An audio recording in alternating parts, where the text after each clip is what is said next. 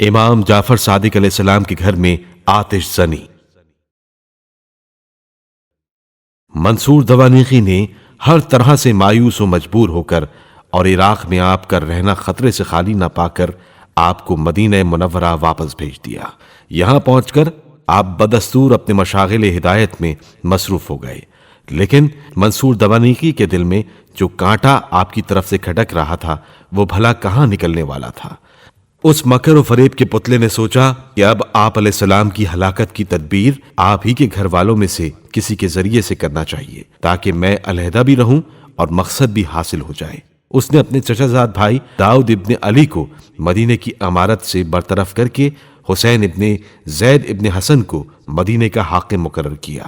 ان کے باپ زید ابن حسن کے حالات پانچویں امام علیہ السلام کی سوانح عمری میں بیان کیے جا چکے ہیں۔ یہ وہ ہیں جو شام میں ہشام کے پاس جا کر امام محمد باقر علیہ السلام کے خلاف باتیں کیا کرتے تھے اور اس کو ہمیشہ آپ کی مخالفت پر ابھارتے رہتے تھے، یہاں تک کہ آخر انہی جناب کی سازش سے اس نے ہمارے پانچویں امام علیہ السلام کو قتل کیا۔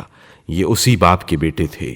منصور نے پہلے واقعات کو پیش نظر رکھ کر اپنے فریب کا جال بچھایا اور بہت سے سبز باغ دکھا کر اسے امام علیہ السلام کے قتل پر راضی کر لیا، اور یہ ہدایت کی کہ جس وقت امام جعفر صادق علیہ السلام اپنے مخصوصین کے ساتھ شب کے وقت بیٹھے ہوں دفتن مکان میں آگ لگا دی جائے۔ چنانچہ حسین ابن زید نے ایک رات موقع پا کر مکان کے اس حصے میں آگ لگا دی جہاں آپ علیہ السلام اپنے اصحاب کے ساتھ بیٹھے تعلیم و تلقین میں مصروف تھے۔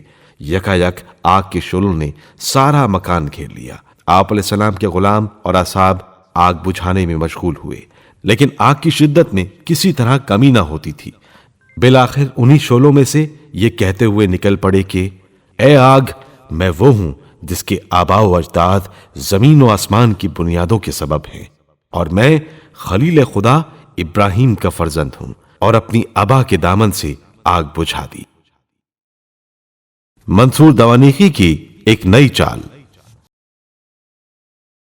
ایک بار منصور دوانیقی نے جعفر ابن محمد ابن اشعث کو بلا کر کہا، یہ اشرفیوں کی تھیلی لے کر تو مدینہ جعفر صادق کی خدمت میں چلا جا اور ان سے کہنا کہ مجھ کو شیعیان خراسان نے یہ مال دے کر بھیجا ہے کہ آپ اس کے ذریعے سے بادشاہ وقت پر خروج کریں۔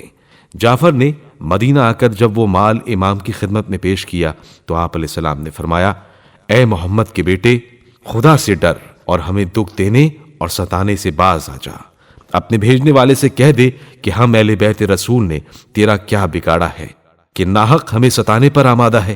ابھی زیادہ عرصہ نہیں گزرا کہ ہم بنی امیہ کے ظلم و ستم سے آزاد ہوئے ہیں اور حد سے زیادہ تنگ دل رہے ہیں۔ تجھے قرابت اور رشتہ داری کا خیال رکھتے ہوئے ہماری مدد کرنا چاہیے تھی، اور تو جھوٹی تہمتیں لگا کر ہمیں خامخواہ مشکلات و مصائب میں مبتلا کرنا چاہتا ہے۔ یہ فرما کر آپ علیہ السلام نے منصور دوانیقی کے قاصد کو قریب بلایا اور آہستہ آہستہ وہ تمام باتیں بیان کر دیں جو اس سے منصور دوانیقی نے کی تھیں۔